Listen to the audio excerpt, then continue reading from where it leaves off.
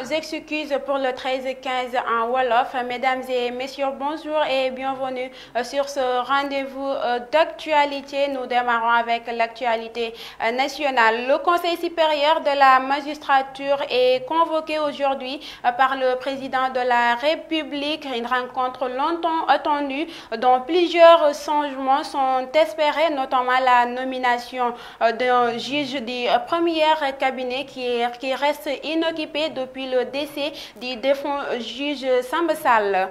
Local 2022, la cérémonie d'investiture de Barthélémy Diaz, candidat de la coalition Yewwi Askan Wi pour la mairie de Dakar, est tenue hier à Xaar Yàlla, une occasion pour Ousmane Sonko de s'exprimer sa non-signature à la charte de la non-violence mise en place dans le pays pour de bonnes élections au soir du 23 janvier 2022, selon le leader de PASTEF. Tout dépendra de la partie adverse.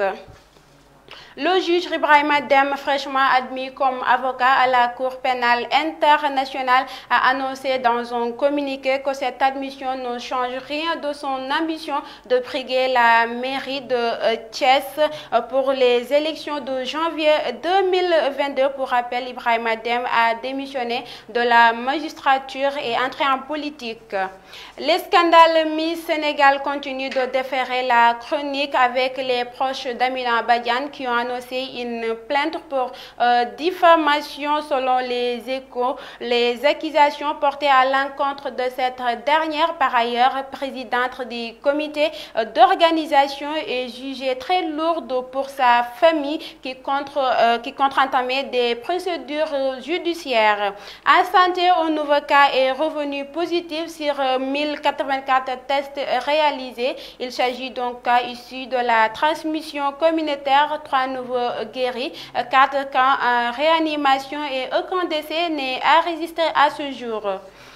La page internationale s'ouvre avec le rapport que l'Institut international de la démocratie et l'assistance électorale, IDA, a publié ce matin sur la situation politique mondiale. Un rapport selon lequel les statistiques montrent que la démocratie a pris un recul, dont l'Afrique est parmi les continents les plus touchés, avec un passage de 22 en 2015 à 18 en 2020.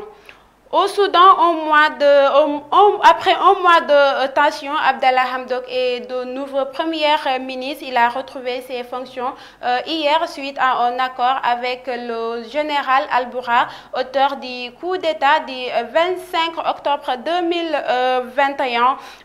Mais ceci ne paraît pas satisfaisant aux yeux des manifestants qui continuent leur front et rejettent tout accord avec le général Al-Bourha.